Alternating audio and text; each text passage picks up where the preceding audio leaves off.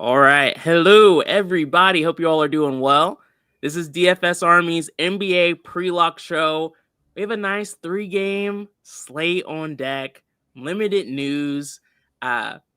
Yesterday, the chalk hit. We were doing great with guys like Paul, Reed, and Jenkins. Brandon, we were talking about it before the show. I didn't do great last night. Last night just wasn't my best slate. It wasn't awful, but it wasn't as great as I wish it was. There were a ton of people though in the Discord who did well. So it was just one of those nights where I was like, hey, y'all crushed it. It wasn't best for me, so I'm happy for y'all. Yep. What about you? How was last night for you? Yeah, it definitely could have been better. Like Your you said, single entry was good. yeah, we hit on a lot, but there were a few guys like Jaylen Brown is one who comes to mind. He's just playing horrible. So yeah, guys like him, they just kind of tank some lines. But new night, so we'll bounce back. Yeah. New night, nice 3-gamer. I'm loving it. Cujo feels busy. Showtime. Good to see y'all in the chat. We'll jump right into things. I think we both like this slate a decent amount, so hopefully we can find some hidden gems here. First up, we have the Raptors going up against the Cavs. For the Raptors tonight, Colin Murray Boyles. We got the news he's out, right? I don't remember seeing that. Let me see. I know he was listed as questionable, but I could have made that up. Let's see. Underdog. Yeah, he is out with an illness. And so that gives guys like Jakob Poeltl a little bit more clarity when it comes to his minutes here. But who's standing out for you? Yeah, so this is the highest game total on the slate, and we say it every show. When we see that, we want to target it. So I'm pretty much playing the starters here. I don't feel too strongly about them to where I wanted to go like super heavy on them. So I'm pretty much just set mins on everybody to match the field. And then Podal, I did go a little bit above the field at 15%. I just love his price. And like you just said, with calling out, and not sure if we got the Mamu news yet or not, or if he's in, but I like Podal even more if he gets ruled out as well. Mamu is available to play tonight. Okay, so either way, I'm still going to play Podal. I just would have liked him even more if he was out. It would have been potentially a smash spot for him. The thing we always worried about with Jakob is just his minutes. They're just not quite as high as we typically would like for them to be, but he's a pretty solid guy when he does see those minutes. Shane, Richie, Airborne, T-Man agreed. Like, good luck, y'all. Let's make it happen tonight. For me, what I did here, similar to you, maybe a little bit higher in a couple of spots. I do have a 15% min on Scotty Barnes. With a lot of these guys, they're just annoying as hell, to be honest. These guys just rotate games. You never wish injury on guys, but it's like, can y'all sit? Can you rest just to give us a little bit more clarity on who's going to be the guy? But because it's the highest total, I am just kind of forcing myself to be a little bit above the field on guys that I like. Scotty Barnes is one of those guys. I put a 15% min on him. Brandon Ingram is another one of those guys who has shown he can be explosive. Only 7,700, so I put a 20% min there. Slightly over the field, a little bit of leverage there. A guy like RJ Barrett, I'm always a bit more indifferent on him. He has a lower points per minute and typically a lower usage rate than guys like Ingram and Barnes. But of course, if his shot is falling, he's going to be hot. So just matching the field there, 15% min. Quickly, I put a 10% min on. I didn't really exactly match the field on him, primarily because I think I like other guards slightly more on this slate. But again, I'm not fading him. I'm just kind of making sure I have some exposure, but I'm prioritizing other spots a bit more. Then I have a 10% min on Jakob Poeltl for the reasons we kind of touched on earlier. So nothing too crazy or wild, but I did want to make sure they were showing up. And then I'm sharing my screen today. And so when we look at exposures, we see Ingram showing up exactly where we talked about. Same story with Barnes and Barrett. Quickly, Poeltl, same thing. And no one else is really showing up there either. All right. Next up, we have the Cleveland Cavaliers going up against the Rockets. For Cleveland, Darius Garland is out. They are on the back end of a back-to-back, but it's a little bit different because Donovan Mitchell didn't play yesterday. Evan Mobley didn't play, but they're back tonight. And so the situation I'm not overly concerned about. Lonzo Ball is out. That's kind of what made me a little bit more comfortable with some of the value guards in this game. And then Jalen Tyson is out as well. Brandon, what did you do here? Yeah, I love this team, of course. Start with Porter. He absolutely smashed last game. I called out putting him in on him and Proctor, which Proctor shot poorly, but he still put up 18 points, which had 3K flat. It did the job. So, that was a good call, too. Like, no one was playing him that night. Yep. So I definitely love Porter. And like you said, I would have felt a little uneasy if Lonzo was still in with Mitchell back, but Lonzo's out, so Porter should still have a pretty big role tonight and still too cheap for the situation he's in matchup. Yeah. So love him. He will be a core play. Mobley, I didn't have to do anything to him. Love him as well as one of the higher pay up options tonight. With us not having anybody like Luka, Wemby, Giannis, all those guys, pay ups are kind of limited tonight. So definitely love getting him in the mix, and he's currently around 50%. So I will have a good amount of him. Allen, I had to put a 20% min on. I might do 25 just to make sure he doesn't go any lower than that. Just with some of my other adjustments I made, he went lower, but love the spot for him. Still priced nicely. Mitchell put a 20% min on him again. Pay ups are very limited. I think he's like the second most expensive guy on the slate behind Siakam. So with this kind of upside in this matchup on a 3-game slate, I feel like you just need some kind of exposure to him. Hunter is okay. I didn't do anything to force him in. He did fall for me at let's see, where is that? 6%. So I think I'm okay with that. I'm just not as big of a fan of Hunter when Mobley and Mitchell back in the scenario. So probably not gonna match the field there, and then not touching Merrill at 5K. Cedric, what's up, man?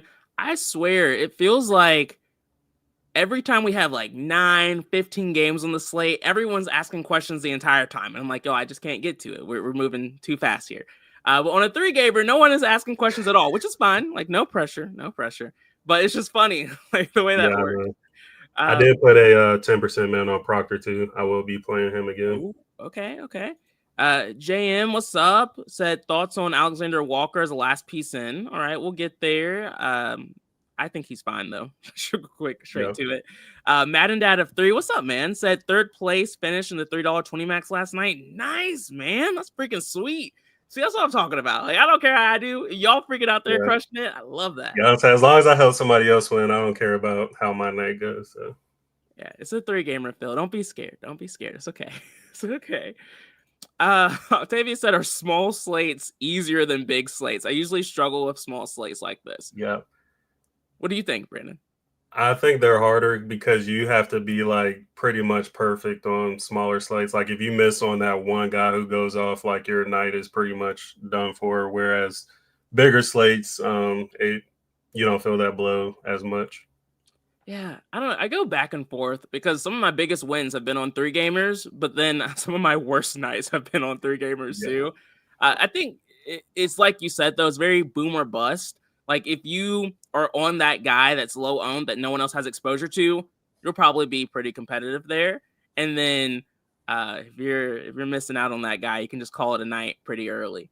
So I don't know if I really feel like it's easier or harder. It's just very boom or bust. Big Rob said, who are you guys having single entry, won $10 off the free DraftKings last night from you guys? Nice, man. Congrats on that. I know I said like I want more questions, but I really meant kind of like around the teams we were talking about. Some of this we will really get to towards the end. All right, let's see. James, I know you just want to know the best player at each position. You know, we'll definitely get to that one too. All right. For me, with the Cavs, highest total, we keep talking about it, not a team I'm trying to shy away from. So Donovan Mitchell is someone I want to make sure I'm over the field on. I have a 25% min on him. I have that approach with most of the studs on this slate. It's just not that hard to do because of the value we have. So I just want to make sure I have a pretty balanced portfolio there. And then Evan Mobley, when we look at who I actually have exposure to, he's showing up in 33% of my lineups. That is him falling since my last run. Let's see. Evan Mobley, I like a lot on this slate. So I'm going to put a 45% min on him, give myself like a 10% leverage over the field. I like that. Have a bit of an edge there. Again, just want to make him a priority. DeAndre Hunter, he sucked last night, man. He was not good in a situation he should have smashed in. I always go back to guys when that happens. Even if it is a slightly worse spot, sometimes things just don't make sense. And it wouldn't shock me if that's one of the things that happened with Hunter. So I'm going to put a 20% min on him there. Jared Allen. I have gone back and forth on him. When you look at the sim model, it likes him a decent amount. 6,400 for Jared Allen. 2.9% chance of hitting 7.5x value for us. Even better, like even if you just want like 6x value, like that's pretty solid for Jared Allen. 35.9%. You just don't see numbers like that typically. The thing that I've been debating though is just I love Okongwu tonight. I like Nick Richards tonight as well as like a cheapy viable option. I'm gonna put a 20% min on Jared Allen. I think our ownership's a little bit high on him, so hopefully he's not really 23% owned. But that's pretty much what I'm going to do there. Sam Merrill, I understand. He's just purely a scorer at this point, and you can always take a shot on him in tournaments. He just didn't stand out for me on this slate. And then... He was trash last night, too. Who? Sam Merrill was. Yeah, he was trash last night too, but he's typically trash, so I'm not trying to go there. And then I have a 5% min on Proctor, but what did you say you're doing, Brandon? I might follow you on that. 10%. Yeah. Yeah, he should still have a decent role with Lonzo out. Yeah, if Lonzo and Garland's still out, he's still good. And then Craig Porter Jr., we saw what he did last night. I wasn't planning on going back here until I found out Lonzo and Garland were out. And now he's just a bit too cheap for what he should do coming off the bench here. All right. That's pretty much the Cavs. And then let me see. Is there anyone else kind of sneaking in here? We have Craig Porter. I'll rerun. And those Mobley will move up some. Hunter we touched on. Proctor will go up. Jared Allen will go up. And then I have 1% Dean Wade, but that's not something I expect to have too much of. All right. Next up, we have maybe my favorite game on the slate. I know the first game had the highest total, but I really like the second game too. We have the Hawks going up against the Jazz. Really close spread at 1.5 and a 233.5 total. For the Hawks tonight, we do have injury news. Trae Young is out, and then Kristaps Porzingis is out and resting tonight, which is why Okongwu is just in a really good spot. He's usually pretty good when this happens, and he is very likely to see 25 to 30 minutes, if not more. And he has a fantastic matchup tonight against the Jazz. So he is a core play for me tonight. He's going to be in a ton of lineups, and I'm not really going to overthink that one. I like the spot for him. And then Jalen Johnson, he's showing up in 57% of my lineups. I'm going to be over the field on him there too. Great spot for him. Good usage guy of all the guys they have out. And then Mohamed Gay, I have 39% exposure to, and I didn't do anything in the DS to make this happen. That's just how much they're showing up. I don't hate the idea of putting him in on Jalen Johnson around like 60, 70% just to kind of force him into being more of a core place or even more over the field on a small slate, but it's not something I'm planning on doing right now, at least. And then Dyson Daniels, I just think our ownership is a little bit too high on him. So I put a 25% min on him. He's just one of those guys who typically doesn't project extremely well. He's been not great offensively the last two games. And so I'm hoping that makes ownership go a little low. And then Risa Shea was showing up for me naturally, but now he is gone. Let me see. What do I want to do with him? Reese J isn't someone I love getting exposure to typically, but because I like this game and he's someone who has shown upside, I'm going to put a 10% min on him. But if lines start to not work the way I want them to, I'm comfortable taking that off. It's just a 3-gamer though, so I'm usually okay forcing more mins in this situation. And then Nah, I like a lot on this slate. He was showing up close to a core play for me, but it looks like that's fallen. He's just very involved offensively. He sees a lot of minutes too. He just plays a ton. I'm going to put a 35% min on him just to make sure he doesn't fall too far for me. And that's pretty much my game plan there. Brandon, what are your thoughts on the Hawks? Yeah, very similar approach. It's definitely my favorite game on the slate. I wouldn't be surprised if they went over this projected game total too. So yeah, Okongwu, the obvious, he'll be a core play. One of the chalkier guys on the slate. No Porzingis, great matchup, 6,200. Just makes all the sense in the world to go there. Jalen Johnson, he's the guy with Trae Young still out. Gets a ton of usage, and we just see him continue to play well. So he will be a core play for me as well. Gay, he's kind of bouncing in between 20 to 30%. So I'm definitely fine with that. Not going to be a huge priority for me, but definitely want some exposure. Just another solid value play on a small slate. And with Porzingis out, he'll definitely have a solid role tonight.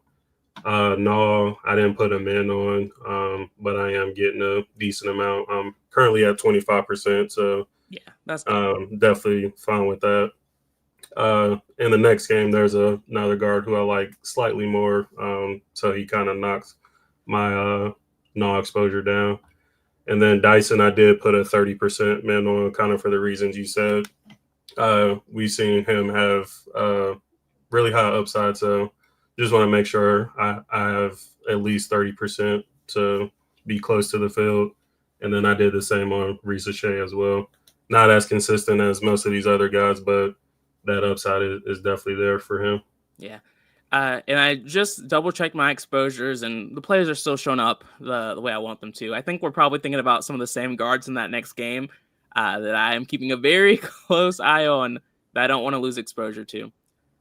All right. There are a couple of questions I think are interesting that we can talk about. Adrian said, do you think the Hawks win without Porzingis? Yeah, I think they have a solid chance. It's going to be I hope it's a close game. It should be competitive, but I still would favor the Hawks here. What do you think, Brennan? Oh, yeah, they still have talented players on this team, so I wouldn't be surprised if they won. Yeah, this sounds like blasphemy, but Porzingis didn't really move the needle for me too much on if they're going to win or not tonight, to be honest. Yeah. T-Man said, how many Cavs are too many? I wouldn't go above 3. Yeah. I don't have to make a rule for that, but I don't love it. Buckeyes, what's up, man? Said, for small slates, do you think you should use less guys using your 20 max lineups versus a large slate? I might not be fully understanding the question, Brandon. Are you getting it more than I am or better than I am? Yeah, pretty much like narrowing down your player pool, not having exposure to a lot of guys. I do that on every slate when I do 20 max, no matter the size. I like a tighter pool. So if you hit, like, all your lines hit. So yeah, there's always so many like different approaches to like 20 maxes. Like sometimes even with football, you hear geeks say like you need 1 quarterback and that's gonna be your quarterback. And then you hear a guy like Burns say like he'll still use 3 to 4 quarterbacks in 20 maxes. And a lot of that usually comes down to how you're playing. For me, when I play 20 maxes, I usually go really heavy on like one or two guys who I really like, and then I can play a little bit more conservative with the other players. So I don't really have to have a super tight pool because I'm going so heavy on guys that I prefer. So it kind of just depends. I don't play a lot of 20 max anymore. I used to, but that was my strategy. All right. For the Hawks with me, have we? Okay, no, we're going to the Jazz. All right. For the Jazz, when it comes to injury news, we have Hendricks out, Kyle Anderson out, Niang out, Walker Kessler out. None of that matters too much because these guys have been out for a decent amount of time. For me, I have a 20% min on Lauri Markkanen, really just matching the field there. Don't feel overly strong one way or the other with him tonight. I just feel like he's priced appropriately in a good matchup. And then I have a 20% min on George. Foul trouble was fucking insane last time out. Tell me But about it. this is a better spot, fast-paced environment. I never love playing guards against Atlanta these days with Trae Young out, just because Daniels is a pretty good defender. But one-on-one matchups just matter a lot less in the NBA, and I just like this game enough where I'm willing to be over the field on a guy like George. Nurkic, I have a 25% min on. He makes me a little nervous just because Kevin Love is back, which might impact his minutes some. But guys like Hendricks is out, Anderson is out, so I'm hoping that balances out. We really just need him to play 29 to 30 minutes for him to really pay off here. So I'm taking the shot, but I don't feel that great about it. I have a 20% min on Ace Bailey. His minutes still aren't there. We see this a lot with rookies, but the upside is there in a plus matchup. So I'm still going to make him a priority for that reason. And then Isaiah Collier, he's too expensive for his lack of minutes, but he's had 40 plus performances in like 3 out of the last 6 games. And on a 3-game slate, I can't not have exposure to a guy like that who's not seeing ownership, even if on paper there's not a great reason for it. There hasn't been the 3 other times he had 40 plus points either. So 3% min won't kill me one way or the other. And that's pretty much all I'm doing here. I feel like you might like some of these guys more than me, though. Only a few. I didn't take as many shots here, surprisingly. I didn't put him in on Nurk. I thought about it, but you got Jared Allen $100 cheaper, and then there's another center in the next game that we're going to talk about that I'm prioritizing more over him. And also just don't like this. I mean, he did okay last night, but this is like another faster pace environment, and Porzingis is out too, so we'll probably see a lot of more smaller ball for Atlanta. So I just don't think he fits well in this scenario, but I could be wrong. But I only have 1% there, so he's probably just going to be somebody I fade tonight. I am going back to Keontae. Like you said, he had foul trouble, so he kind of sucked for the most part due to that, but I'm not going to let that keep me away from playing him. So I have a 20% min there. 20% min on Markkanen as well. Similar to what you said. Like his price at 8,100, and we know what kind of upside he has, and love this matchup. So definitely want exposure to him. I am going slightly over on Ace Bailey with a 30% min. He's just getting better and better each game. He's put together 3 straight games where he played well. So just going to keep attacking that. And then only other guy I thought about was Filipowski. He should still play decent minutes, but I just don't love him as much at this price with Kevin Love. It was fun while it lasted, Yeah. but I couldn't do it today. Not like the worst play. I just think, like you said, there's some slightly better ones out there. What's up, Nezzy? Hope all is well. JM said, is Siakam or Mitchell playable at 9,500 on FanDuel? Honestly, I feel like they're even more playable over there, just from what I saw when I looked at it for a little bit. But I like them. Yeah. I like them. For sure. Let's see. Showtime said exposure to Allen, Jared Allen. For me, I have 20% exposure. Where are you at, Brandon? 21%. Way to one-up me. I love it. All right. Next up, we have the Pacers going up against the Suns. For the Pacers tonight, Indiana, they have a lot of guys out, but not a lot of it matters at this point because they've been out for a while at this point. So no real like slate-breaking injury news here for them. They are in a close spread, 4-point spread, still decent total at 232.5. What are you doing with the Pacers tonight, Brandon? So I'll start with Nembard first. He is my favorite play on this team again tonight. He was a core play for me last night and absolutely smashed. He is getting better and better each game since coming back from that injury, and I still think 6,600 is too cheap for what he's doing now. And Phoenix, they usually bleed points to guards, so I kind of bumped him up a bit through a like, and he is currently a core play for me. So I'll Who? be significantly over on Nembard again tonight. Oh, okay. Yeah. Yeah. Neesmith, I usually don't like targeting him, but 6,100 in a good spot. He helps build lines, nice mid-range guy with decent upside. So I put a 20% min there. Siakam, even though it's a small slate, I'm fading him again. It's helped me more than it's hurt me. I think 9,700 is still too much for him. I know that upside is there for sure, and he can break a slate, but I'm just going to take my chances on not playing him again. Fair. And let me see if I'm getting anybody else. I don't think so. So, yeah, pretty much just Nembard and Neesmith for me.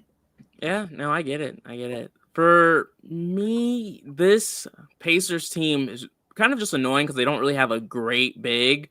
They all just play they split minutes like crazy. And so sometimes you'll see Isaiah Jackson get hot, but 9 times out of 10, he'll just do fine. And then they'll put Jay Huff or Tony Bradley or some random other center out there. So I couldn't make them a priority, even though I typically like to play bigs against the Suns because they're just the modern day Hornet bigs, literally. But the way I'm doing that now is just by playing Siakam. So I have a 13% min on him. I have decent leverage there. It is scary just because he hasn't been fantastic. This team in general hasn't been fantastic.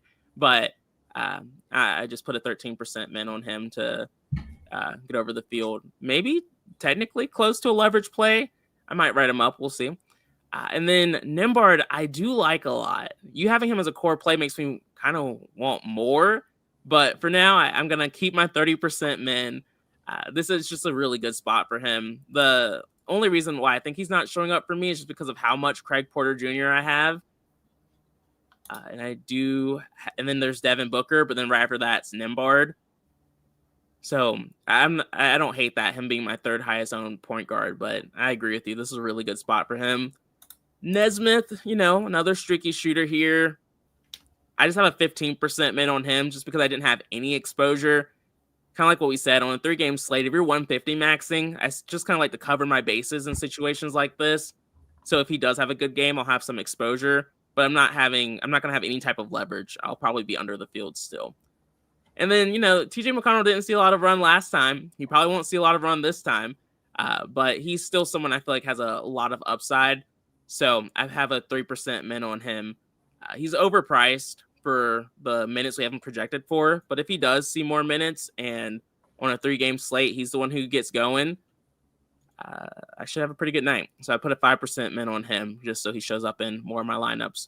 But I'll highlight is very, very high. He will only have like 5 to 10 points tonight. Not a good likelihood he does much there. Next up, we have the Suns side of this game. The Phoenix Suns, Mark Williams is out. That's why some of these bigs are much more interesting. And Jalen Green's going to be out for a minute. What you do here, Brandon? So I'll start with Nick Richards first. He is my favorite play on this team. Mark Williams is out. He's only 3,200. I do still worry about his minutes a bit, but in this matchup at this price, I think he should definitely be able to pay it off. So he will be a core play for me as well. Jordan Goodwin, I put a 20% min on. He's just been seeing some. Sorry, I missed that. You said Nick Richards is a core play for you? Yep.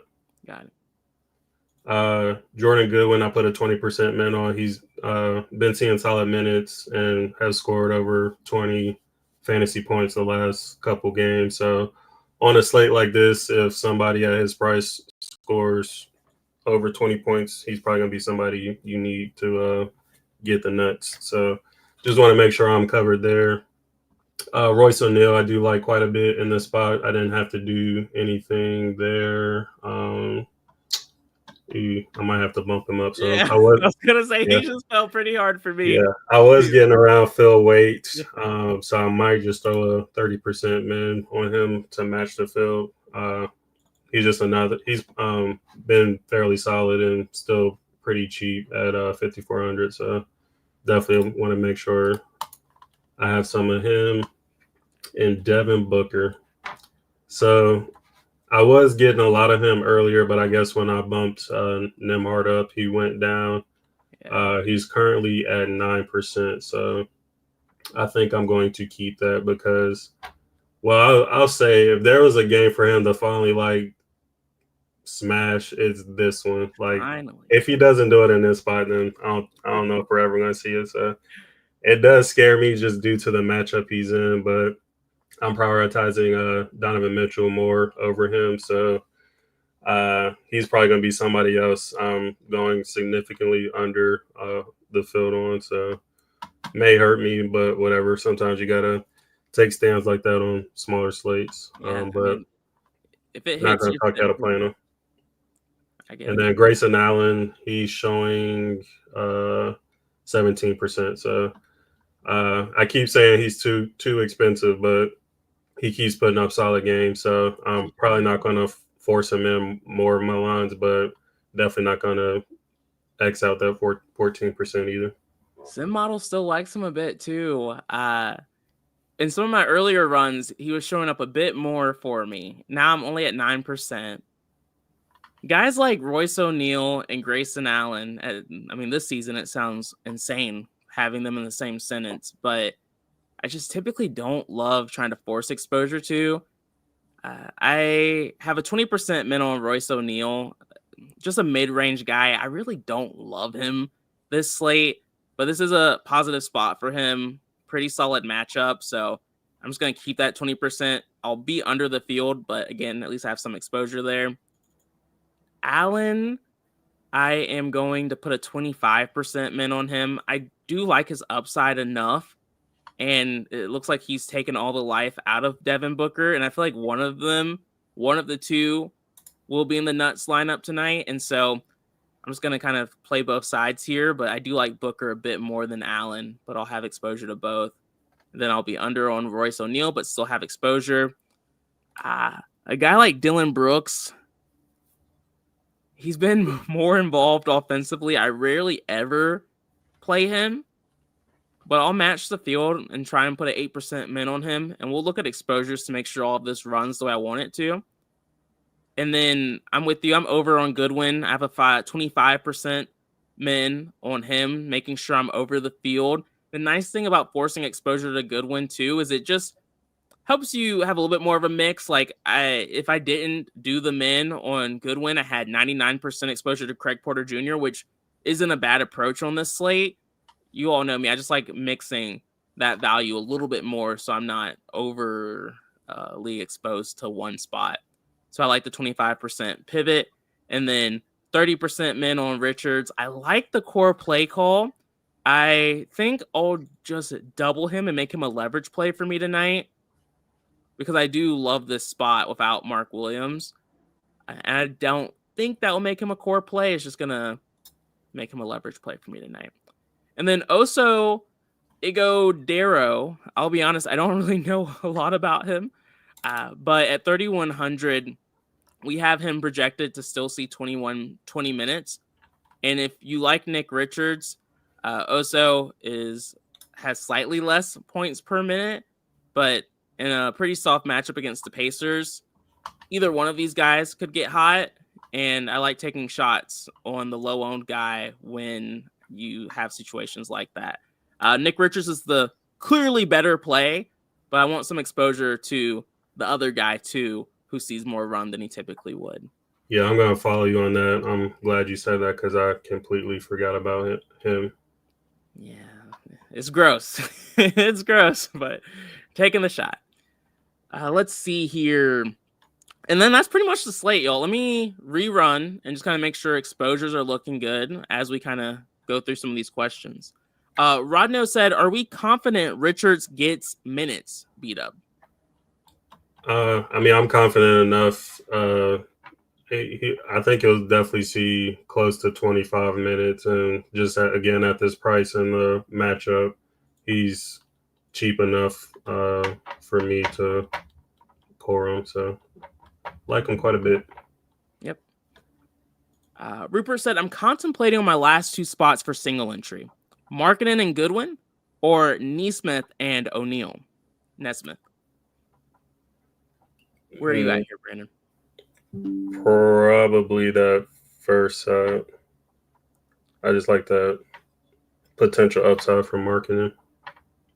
Yeah, I agree. I just like the ceiling a bit more with Goodwin, Markkinen. Like, if you're looking for a safer single entry play, I think it's the second side, though. Yep. Porter or Goodwin? For me, it's Porter. You too, Brandon? Yep, he's a core play. Sweet. InScope Experience said top 3 favorite single entry plays. For me, I have my top 2 are Okongwu and Craig Porter Jr. Who do you have, though, Brandon? Those are your top 3 guys. Those two, and Mixon, Nembhard, and Nick Richards. Love it. All right. Touched on a few of these already. I'm just making sure we didn't miss some. Braden said, would you guys play cheap Porter and Richards to get to Booker and Mobley, or go more balanced tonight for cash? Brandon, do you have any thoughts here? Both of those guys are core plays for me, so definitely fine with that. Yeah, even in cash, I think that's fine. They are pretty highly owned. All right. Best player at each position. I can go first, or you can, Brandon. It's up to you. I'll let you go. Okay. Let's see. Point guard position between Porter Jr. and Andrew Nembhard. Just depends on if you want to pay down or pay up. Shooting guard, it's going to be Donovan Mitchell for me. Small forward, this position's always gross. I will say I like Hunter's floor, but I have more Ace Bailey, clearly, when you look at this. Power forward is going to be Jalen Johnson for me, and then center is Okongwu. What are yours? Yeah, same. Same. Good. And then Big Rob, we just kind of touched on some of those single entry guys. And then I think we're good here on questions. Let me scroll back down. All right. So yeah, pretty straightforward slate. Let me look at my exposures one more time just to make sure everything's working the way I want it to. Can call out some outliers. So Jalen Johnson fell a lot for me. I don't love that. No. I kind of touched on it. I like him enough where I'm willing to put a 60% min on him and just force him into being a core play. I don't usually love doing that, but on 3 gamers, I'm more open to it than normal. Let me see if that works with the exposures I have. Did you see him fall for you at all, Brandon, or no? Nope. Okay, so yeah, it's just my mins. And this is what I do. Like sometimes when I catch someone falling, I'll make an adjustment like that and then just kind of adapt to it. Now usually when something like that happens, that's always my trigger to like check my mins because might have too many. Yeah, sometimes it's too many. For me, I never feel like I have too many. Especially recently, just maybe like last year, 2 years ago, I used to be like, oh, I have too many mins, I'm going to take some of them off. Now I'm just like, no, I'm just going to use more. And it's worked like the last few weeks. So I'm just like, there's no such thing for me now. Let's see. Hopefully that changes eventually when I don't have to fight the DS as much. But, we'll see. Mobley showing up where I want him to be. No. Yeah, everyone else is showing up as they should. And the exact mins I have on them, which is nice. When the DS doesn't listen to my mins, that's when I'm like, okay, maybe I have too many now. But as long as it listens, I'm like, okay, we're good. Let's see. Ty said, beat up, can you let the subs win one tonight? Are you going to give them one? I didn't win last night. I almost did. Hey, second place is still good. Nezzy took first, but it was close. 0.25 points. Crazy. Off the last play of the game. Was it Wemby or who was it? It was Wemby. Yeah. He got the triple-double last play of the game. Hate to see it, love to see it, depending on what side you're on. All right, y'all. We won't be back tomorrow. We have tournament tactics for the NFL happening at 5 p.m. But we'll be back on Monday. So good luck tonight. Feel free to ask questions in the Discord if you have any. But peace out. We'll see you on Monday.